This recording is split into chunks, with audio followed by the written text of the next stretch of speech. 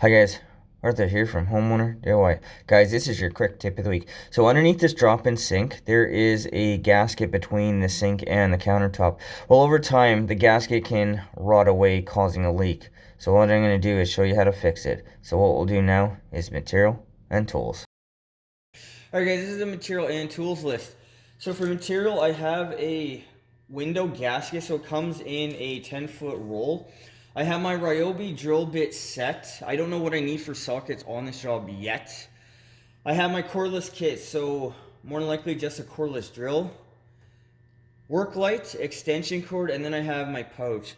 So knife, screwdrivers, whatever else I might need to clean off whatever's underneath the sink before the new gasket gets put on. Guys, this is the material and tools list for this job, so let's get started.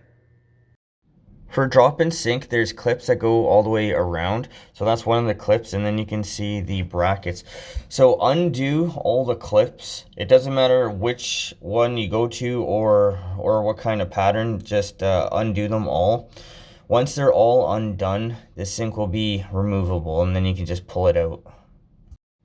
With the sink removed, you can see the putty that was put all the way around. There was a gasket underneath the faucet, but it's been leaking for a while.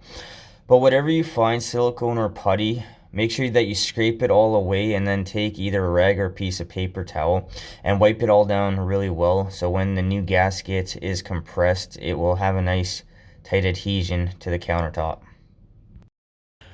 Alright, so scrape the putty from the countertop now. Just using a knife. Same thing, just go all the way around and then clean off the remnants, and then we'll put the gasket on. But what they did here is they just put a crazy amount of plumber's putty. Alright, so I'm going to put my my gasket on here. Now it doesn't matter where you start, you can double gasket if you want. So here's our gasket here. And then it has the adhesive strip. So there's a channel right here. I suggest just go right in the channel. Again, if you want to do this more than once, go around more than once, you can. It's not going to hurt anything. Now keep in mind that also where the faucet is more likely, this area here is where most of the water is going to be. When unrolling the gasket, let it unroll naturally. You don't have to pull it tight or anything like that, and make sure that you push it firmly to the sink. So cleaning under the sink and then wiping it with a damp rag or paper towel is going to be crucial to get a nice solid adhesion. So around the corners, make sure that you also push in firmly, because that is where it's going to want to pop back up. So here's an example how the corners can be a little more finicky, but just go back and push it all down firmly and then go all the way around. I suggest just use the entire gasket, even if you have some leftover, because it doesn't hurt to add more. So based on the amount of putty that was between the sink and the countertop, the original gasket already rotted away, so somebody just used putty as a replacement. Alright, so I've went all the way around here. So in the back here where most of the water is going to splash, I just doubled it up to the end. That's where I ran out. But make sure that you stick this all down, all the way around. And now it's ready to be reinstalled. So this will keep water from coming underneath. When putting the sink back in, make sure that you follow the imprint that was there before. The reason is that if you shift the sink over one way or another, the drainage is not going to line up with the trap arm for the way that it was piped before. But this looks good. So now I'll go around and put the clips in.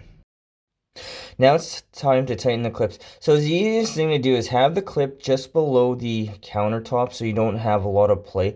Now, because I'm holding the camera, I can't hold the clip in place, but what I suggest is also do a star pattern. Go from one corner across to the other corner and then to the other corner, and just go all the way around. Now there is a such thing as tightening it too much. You'll either break the bracket on the sink or you're going to break the clip itself. As you go around tightening the clips, you'll notice that a clip that you've already tightened is going to be loose because the sink is being sucked down. So you're going to have to go around more than once, but Just tighten the clips until you see tension on the bracket, and then keep going around until all the clips are nice and tight. Once you've gone all the way around, shake the clips with your hand just to make sure they're nice and tight like I'm doing now. But this is all you need to do to replace the foam gasket for a drop-in sink.